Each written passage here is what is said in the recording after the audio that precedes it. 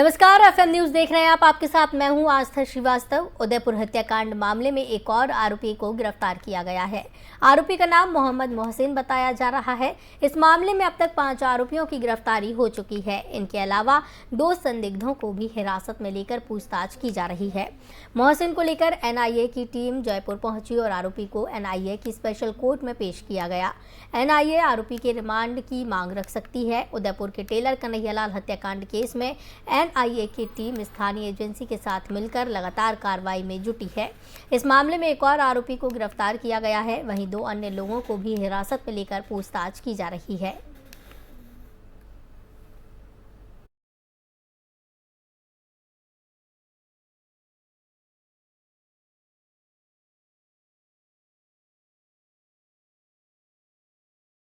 BJP नेता कपिल मिश्रा ने दावा किया है कि उन्हें ईमेल के जरिए जान से मारने की धमकी मिली है। उन्होंने ये भी कहा कि वो इससे डरते नहीं हैं और जिहादी हिंसा के पीड़ितों के परिवारों की मदद करते रहेंगे। मिश्रा ने ट्वीट कर दिल्ली पुलिस आयुक्त को टैग किया है और ईमेल को उसमें साझा किया है। कपिल मिश्रा के शेयर किए गए ईमेल में लिखा है कि कपिल मिश्रा आतंकवादी तुमको ज्यादा दिन तक नहीं जीने देंगे। मेरे आदमी की योजना तुमको गोली मारने की बन गई है। मिश्रा के दावे पर दिल्ली पुलिस की अभी कोई प्रतिक्रिया नहीं मिली है। मिश्रा ने लिखा कि ऐसी धमकियों से हम न डरने वाले हैं न रुकने वाले हैं।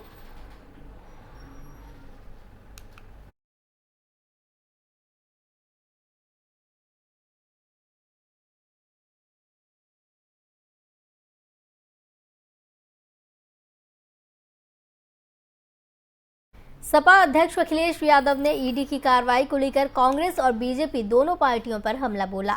उन्होंने कहा कि बीजेपी कांग्रेस के रास्ते पर है। सुनिए और क्या कुछ कहा अखिलेश यादव ने।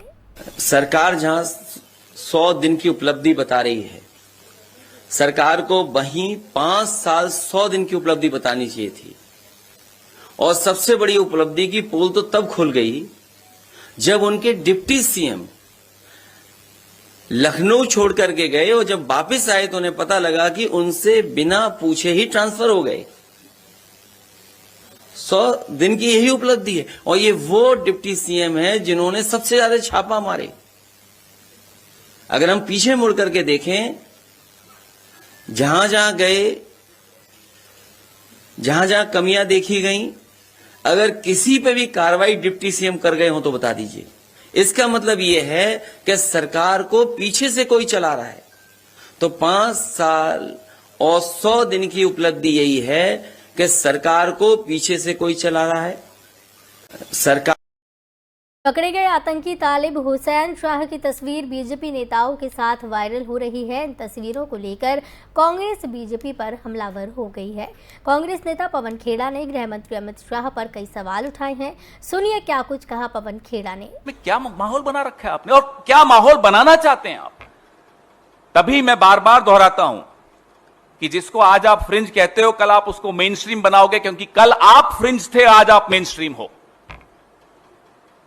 याद करिए, मैजिस्ट्रेट तमांग की रिपोर्ट, आपको थोड़ा होमवर्क दे रहा हूं क्योंकि मैं भी होमवर्क करता हूं, तो मुझे लगता है आप भी करते होंगे। मुझे पूरी उम्मीद है मुझसे ज्यादा होमवर्क आप करते हैं। लेकिन मैजिस्ट्रेट तमांग की रिपोर्ट जरूर आप पढ़िएगा।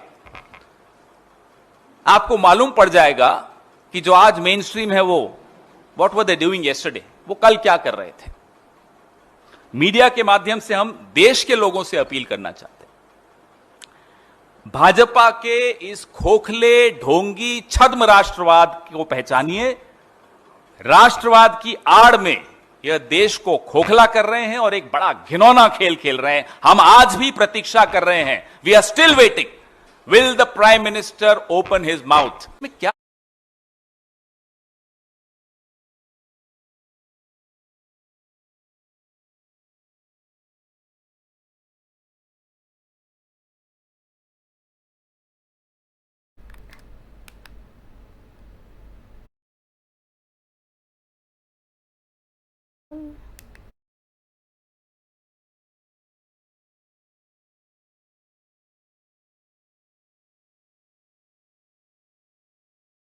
आतंकी तालिब हुसैन शाह की तस्वीर बीजेपी नेताओं के साथ वायरल हो रही है। इन तस्वीरों को लेकर कांग्रेस बीजेपी पर हल्ला बोल चल रही है और साथ ही बीजेपी पर गंभीर आरोप लगा रही है।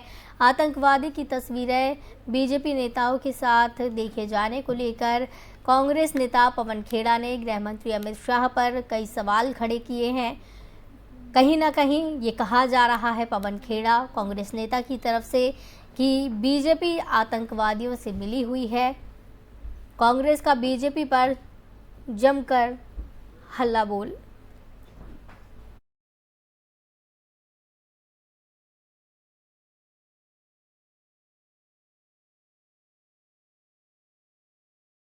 खबर की तमाम जानकारी के लिए हमारे साथ बीजेपी प्रवक्ता पवन गोयल जी जुड़े हुए हैं।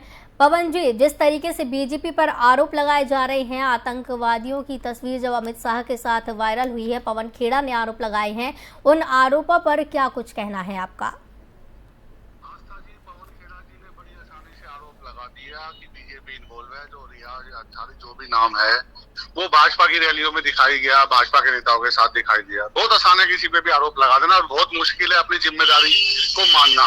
कांग्रेस ने कभी ये नहीं माना कि उनके क्षेत्र में 17 जून को वो पहले ही वो चैलेंज कर रहा है कि मैं कन्हैया लाल का मर्डर कर दूंगा। उसके बाद भी प्रशासन सरकार सो रही है, उल्टा बीजेपी पे हमलावर हो गए हैं। बीजेपी की किसी भी रैली में कोई भी आदमी आ सकता है, तो मोदी जी जिम्मेदार हैं। लेकिन अगर कांग्रेस पार्टी का कन्हैया कुमार जेएनयू के दंगों में भारत तेरे टुकड़े होंगे नारे के जैसे का समर्थन करता है, उसको कांग्रेस पार्टी एमपी का टिकट दे देती है। वेरी नाइस, अपना मेन प्रवक्ता बना देती है। बहुत आसान है भाजपा के ऊपर लाछन लगाना। भाजपा की रैली में कोई भी आ गया, किसी से इन्वॉल्वमेंट हो गई, सीधा भारत के प्रधानमंत्री जी को चिन्हित कर दिया जाता है। ये कहाँ का नियम है?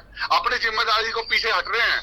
जब आपको पता है कि सामने वाला 17 जून को चैलेंज कर रहा है, मर्डर कर रहा है, उसके बाद फिर चैलेंज कर रहा है, वीडियो अपलोड कर रहा है, वो जिम्मेदारी का कोई काम नहीं है। सीधा का सीधा अपना पल्ला झाड़ने के लिए भाजपा के ऊपर अटैक करने लग जाओ।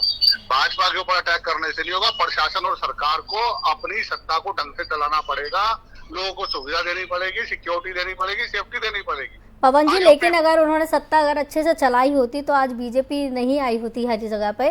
लेकिन सवाल फिलहाल ये है कि जो तस्वीरें देखने को मिल रही हैं, उन तस्वीरों पर क्या कुछ बीजेपी कह रही है?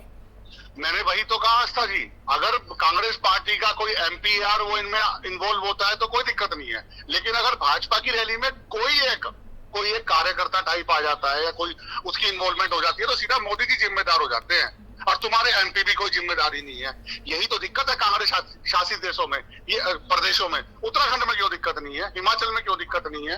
यूपी में क्यों दिक्कत नहीं है? बिहार में क्यों दिक्कत नहीं है? जहां कांग्रेस के तो 2-4 स्टेट बची हुई है वही दिक्कत है। उसका कोई सोल्यूशन नहीं निकालेंगे मैम, सिर्फ बीजेपी पे अटैक करो, करते रहो। पब्लिक को सुविधा देनी है, बीजेपी अटैक करने से राजस्थान नहीं चलेगा। आज तुम्हारी सरकार सत्ता में है। मैं गहलोत मुख्यमंत्री जी से निवेदन करूंगा सरकार को सही ढंग से चलाएं।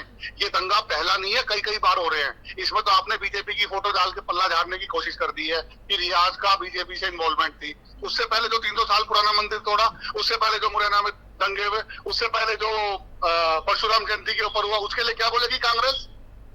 उसके ऊपर मुंह में फेविकोल चिपक जाता है। मैम ऐसे सरकार नहीं चलती है।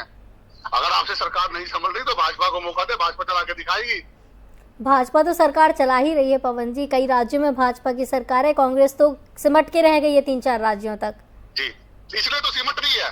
जब आप नेता होकर जो काम करना है, सरकार होकर, प्रशासन होकर जो काम करना है, वो काम करने की बजाय अब जो पार्टी देश को संभाल रही है उसके ऊपर आरोप लगा लो। आरोप लगाने से कुछ नहीं होगा। जिसका तुम्हारे को वीडियो पहले ही मिल गया है, आप सो रहे आपकी तरफ से क्या होना चाहिए जब इस तरीके की चीजें सामने आती हैं? उनकी पार्टी की अगर बात छोड़ दी जाए, अगर बीजेपी की सिर्फ ये बात सामने आती है, जो ये फोटो वायरल हुई है, जो वो फोटो सामने आ रही है अमित शाह के साथ में, और इसके अलावा और अगर कोई इस तरीके की चीज देखने को मिलेगी तो क्या कुछ आपकी तरफ से कार्रवाई की जाएगी? भारतीय जनता पार्टी का इस कार्यकर्ता से कोई लेना देना नहीं है। भारतीय जनता पार्टी का कार्यकर्ता ही नहीं है। ये उन रैलियों में जाकर जो शामिल हो रहा है, जो फोटो वायरल हो रही है, वो उसकी अपनी पर्सनल फोटो है भाजपा के, और भाजपा इनके खिलाफ सख्ती से खड़ी है। भाजपा इसका पूर्व आज एनआईए को इन्वॉल्व किया हुआ है, नेशनल इंटेलिजेंस एजेंसी। वो किन के लिए? वो अमित शाह जी ने तो किया है। अगर अमित शाह के साथी होते, ये अमित शाह के इनसे कोई लेना देना होता तो एनआईए को क्यों बोलते? एनआईए का काम होता है देश के आतंकवादी गतिविधियों को अगेंस्ट को चैलेंज करना, उनकी छानबीन करना, उनके खिलाफ एक्शन लेना। सेंट्रल गवर्नमेंट काम कर रही है इस पे, स्टेट गवर्नमेंट तो फेल हो गई है, तभी तो एनआईए को आना पड़ा। एनआईए देश का कानून चलाती है, उसको सेंट्रल गवर्नमेंट मैनेज करती है। वो काम अमित शाह जी ने ऑर्डर दिए हैं उस बात के। अमित शाह जी का इससे कोई लेना देना नहीं है। जी ठीक, बहुत बहुत धन्यवाद। पवन गोयल हमारे साथ जुड़े हुए थे इस खबर की तमाम जानकारी के लिए, तमाम चर्चा के लिए। बीजेपी के प्रवक्ता, आपको बताते चलें कि जिस तरीके से ये अमित शाह के साथ तस्वीर वायरल हुई है, इस पर साफ पवन जी का कहना है कि कांग्रेस अपने बस आरोप लगा रही है, बीजेपी का उस कार्यकर्ता से कोई लेना देना नहीं है। लेकिन बताया जा रहा है कि ये तस्वीर तालिब हुसैन शाह की है अमित शाह के साथ, जो कि एक आतंकवादी है जो पकड़ा गया है।